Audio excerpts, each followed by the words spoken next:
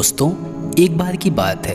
उमेश नाम का एक लड़का था जिसके बहुत सारे दोस्त थे। इस बात का उसे काफ़ी घमंड भी था। एक बार उसके पिता ने उसके मित्रों की परीक्षा लेने की ठानी, यह जानने के लिए कि उसके बेटे का सच्चा मित्र कौन है। उमेश के पिता का मात्र एक ही दोस्त था। एक दिन पिता ने अपने बेटे से कहा, तुम्हारे बहुत सारे दोस्त हैं, उनमें से कितने तुम्हारे सच्चे दोस्त हैं, यह पता करें।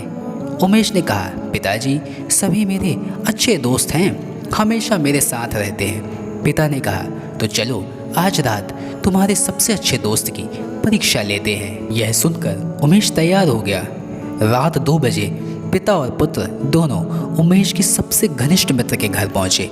उमेश ने दरवाज़ा खटखटाया, दरवाज़ा नहीं खुला।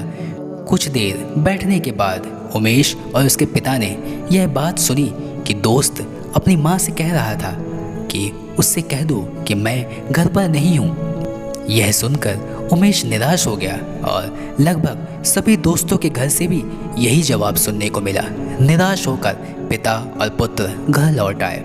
अगले दिन पिता ने अपने बेटे से कहा, बेटा आज तुम्हें मैं अपने सच्चे दोस्त से मिलाने ले चलूँगा। दोनों कल की तरह आज रात 2 बजे तैयार हो गए। पिता अपने घनिष्ठ दोस्त के घर पहुँचे। पिता ने अपने मित्र को आवाज़ लगाई। उधर से जवाब आया, भाई रुक जा, खोलता हूँ दरवाज़ा 2 मिनट में। दरवाज़ा खोलकर पिता के दोस्त ने कहा, क्या हुआ भाई। पिता के दोस्त के एक हाथ में रुपयों की थैली थी और दूसरे हाथ में तलवार थी। पिता ने पूछा, यह क्या है मित्र।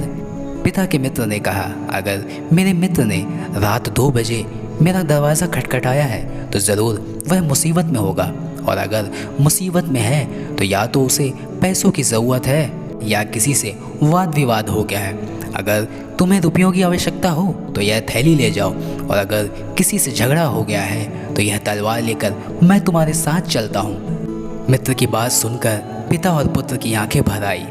उसके बेटे की आंखें भी खुल गई तथा दोस्त की इतनी गहरी बातें सुनकर खामोशी के बाद उमेश के पिता ने अपने मित्र से कहा, धन्यवाद दोस्त, तुम्हारे रहते मुझे किसी चीज़ की ज़रूरत नहीं है। माफ़ करना रात में तुम्हें परेशान किया।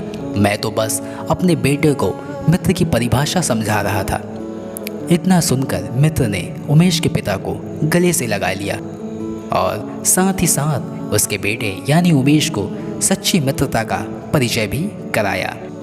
दोस्तों, इस कहानी से हमें यह सीख मिलती है कि हमारी वास्तविक ज़िंदगी में कुछ लोगों के कम दोस्त होते हैं तो कुछ के बहुत सारे दोस्त होते हैं। असल में फ़र्क इस बात से नहीं पड़ता कि हमारे दोस्तों की संख्या कितनी है, फ़र्क तो इस बात से पड़ता है कि हमारे लिए कितने ऐसे दोस्त हैं या फिर हम किन दोस्तों में से हैं जो अपने मित्र को ज़रूरत पड़ने पर उसके साथ खड़े होते हैं या फिर सिर्फ मित्रों की संख्या बनकर रह जाते हैं।